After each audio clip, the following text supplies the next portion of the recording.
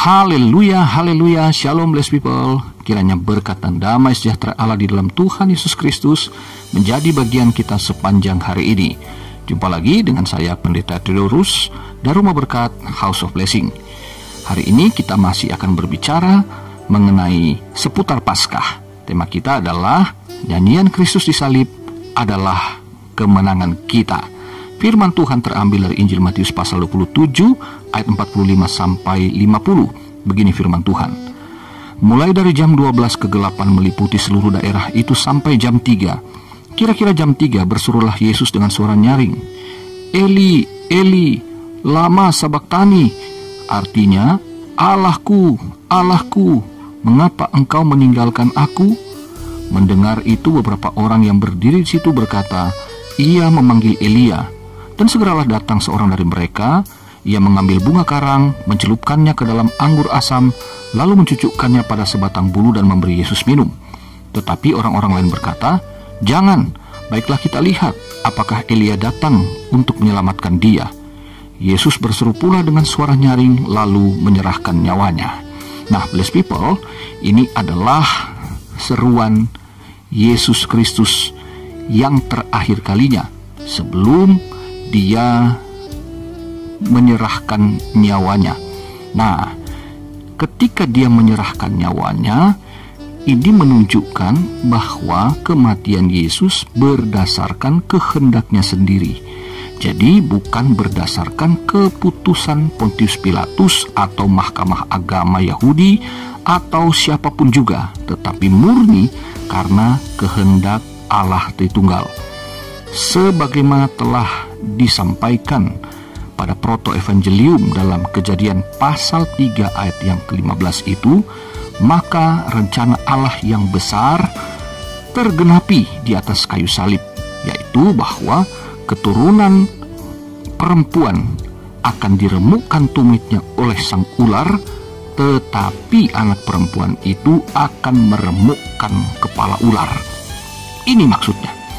Jadi saudaraku, apa yang dikatakan oleh banyak orang tentang Eli, Eli lama sabachthani sebagai ungkapan keputusasaan Yesus sebagai manusia.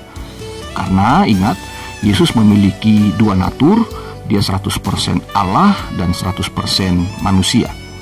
Tetapi tentu hal ini tidaklah tepat.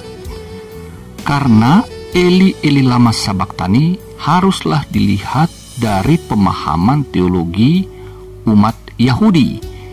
Nah, saudara, apa yang disampaikan di sini saya katakan sebagai sebuah nyanyian karena Yesus dalam penghabisan kehidupan manusianya di atas kayu salib ini merujuk kepada nyanyian Daud, Mazmur Daud di Mazmur 22 ayat 1.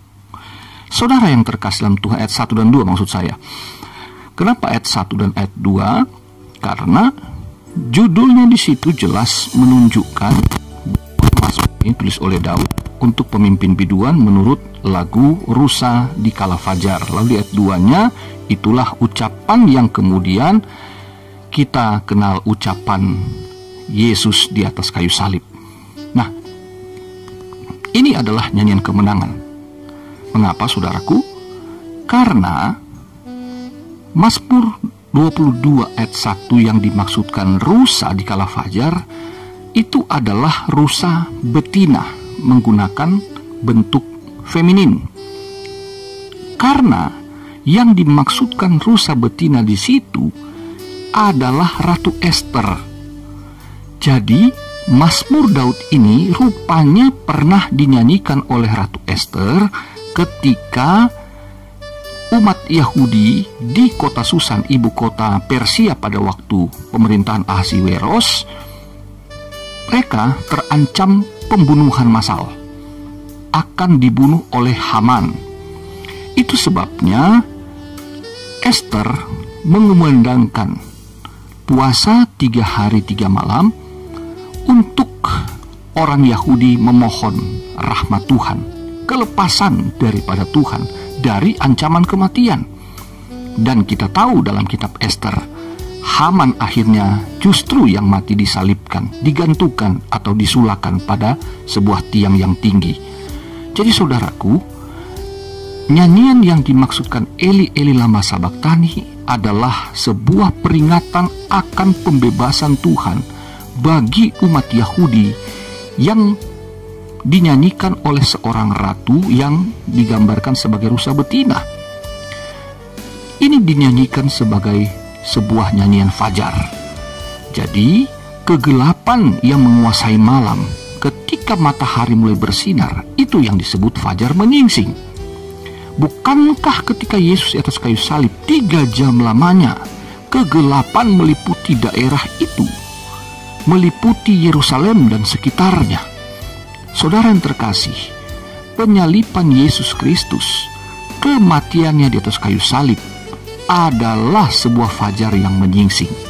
Jadi Eli Eli lama sabaktani ternyata adalah sebuah nyanyian pengharapan bagi umat Yahudi, dan bagi kita umat Kristen, pengharapan itu telah menjadi nyata di saat Yesus mati di atas kayu salib.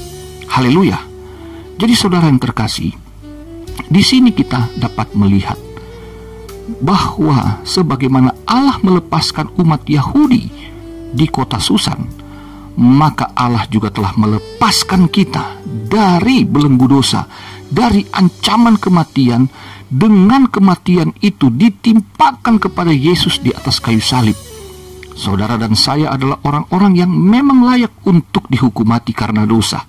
Tetapi Yesus yang datang sebagai manusia, Dia telah memberikan nyawanya sendiri, bukan karena paksaan, bukan karena desakan, bukan karena kehendak manusia, tetapi kehendak Allah Tritunggal, di mana Yesus yang memang dengan kehendaknya sendiri, Dialah yang memberikan dirinya untuk disalibkan, supaya kita semua diselamatkan.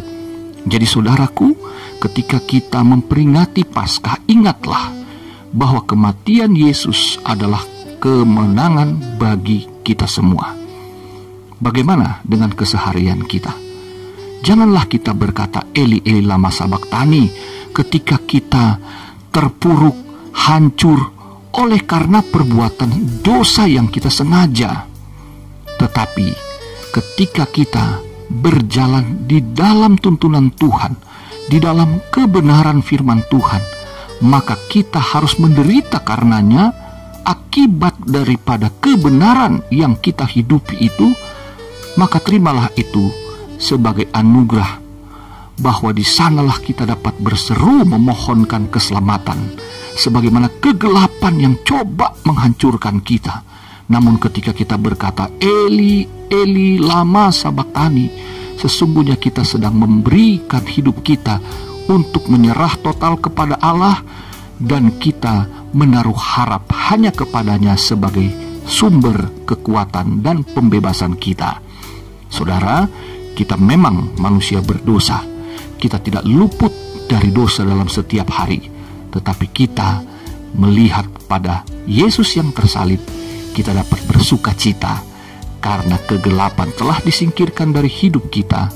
Marilah kita hidup dalam terangnya Kristus, karena teriakannya, nyanyian di atas kayu salib adalah kemenangan bagi kita.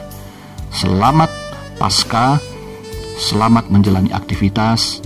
Tuhan Yesus mengasihimu, Tuhan Yesus memberkatimu. Haleluya.